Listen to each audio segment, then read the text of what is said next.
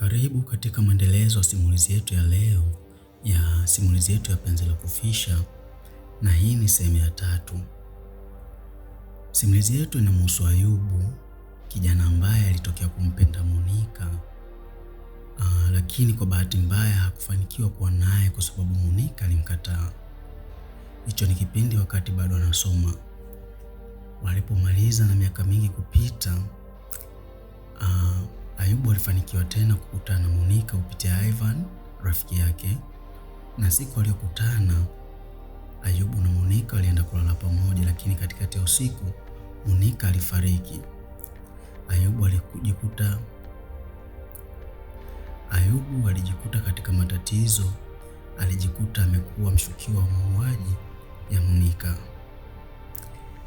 Sasa tunaendelea pale ambapo Ayubu alikuwa ndani ya kituo cha polisi akijaribu kutafuta namna ya kuweza kuchomoka katika hiyo kesi, na huku Inspector Msuya akijaribu kufuatilia ukweli wa hiyo kesi kwa makini zaidi.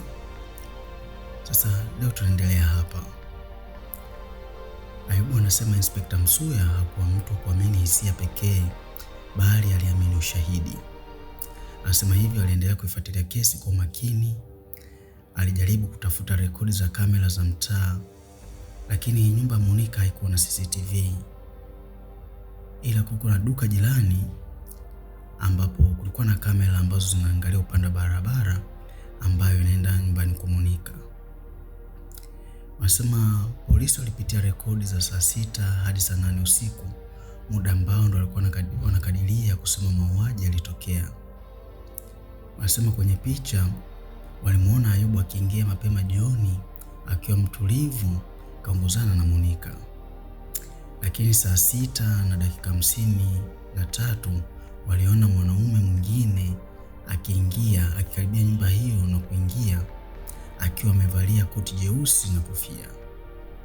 Wanasema cha kushangaza zaidi, mtu huyo hakutoka kupitia lango kuu. Badala yake walifanikiwa kumuona kuwa alikimbia kupitia nyuma ya nyumba. Wanasema walichunguza pia alama za vidole. Walikutana na alama ambazo hazikulingana na Ayubu wala Monica. Wanasema zile alama zilikutwa pia katika mwili wa Monica, kwa wakafanya kuzituma maabara, ambapo katika kufuatilia waligundua kuwa jina la huyo mtu ambaye ana hizo alama lipo tayari katika database ya polisi, kwa sababu inaonyesha ashaikuwa mhusika wa matukio ya kihalifu kabla. Katika kufuatilia waligundua kuwa huyo mtu anaitwa Ivan Mroso, ambaye ashawahi kushtakiwa kwa uvamizi na vitisho miaka miwili iliyopita. Inspector Msuya anasema alikumbuka kitu. Anasema wakati alipokuwa akiongea na Ivan alihisi kama alishawahi kumuona mahala, ila hakuwa na uhakika. Lakini sasa baada ya kuona ile taarifa na ule ushahidi wa kuwa Ivan alikuwa sehemu ya ile tukio, akakumbuka kuwa alishawahi kumkamata Ivan miaka miwili iliyopita kabla ya kesi yake hiyo kupokonywa na kupewa askari mwingine. Ayubu anasema askari waliendelea na uchunguzi. Walichunguza simu ya Monica, waligundua jumbe zilizofutwa lakini zikarejeshwa kitaalamu, na wanasema baadhi ya jumbe hizo zilitoka kutoka kwa Ivan. Anasema Ivan alituma ujumbe, message zilisema huwezi kunikataa hivyo.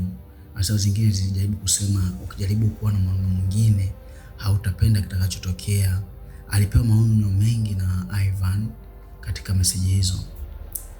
Baadaye ilikuja kubainika kuwa Ivan alikuwa akimpenda sana na kumfuatilia sana Monica, huku akiwa mwenye wivu mkubwa pale anapomuona Monica akiwa na mtu mwingine. Ayubu anasema hakuwahi kuambiwa hayo na Monica, lakini pia hakuwahi kujua kama Ivan pia alikuwa akimpenda Monica. Anasema polisi walijaribu kumfuatilia Ivan nyumbani kwake, ambapo walipofika kwake walikutana na jeusi lenye madoa ya damu ambayo alikuwa na damu ambayo baada ya kupimwa DNA yake ilionekana kufanana na Monica, lakini pia waliangalia simu yake na ikaonyesha data ya eneo ile location history ikaonyesha kuwa katika wakati wa tukio alikuwa nyumbani kwa Monica. Lakini pia walipofanikiwa kumkamata Ivan, wanasema walikutana na jeraha mkononi linaloendana na alama za kujihami zilizopatikana kwenye mwili wa Monica. Ivan alikamatwa na kuwekwa ndani, na Ivan alikiri kwamba alimuona Ayubu akiingia ndani kwa Monica na alijaribu kuchunguza kuona nini kinaendelea. Alikuja kugundua kuwa walikaa kwa muda mrefu, na baada ya muda wivu na hasira vilizidi kumchanganya Ivan. Akaamua kubisha hodi nyumbani kwa Monica huku akiwa na hasira. Anasema Monica alipofungua na kumuona alikuwa akimbembeleza Ivan aondoke kwa sababu wakati huo alikuwa na Ayubu ndani. Ivan anasema alimsukuma Monica kwa nguvu afu akaingia ndani. Hapo ndipo ugomvi ukazuka. Katika kusukumana na hasira, Ivan alimshambulia Monica, alimsukuma na kumwangusha chini kwa nguvu.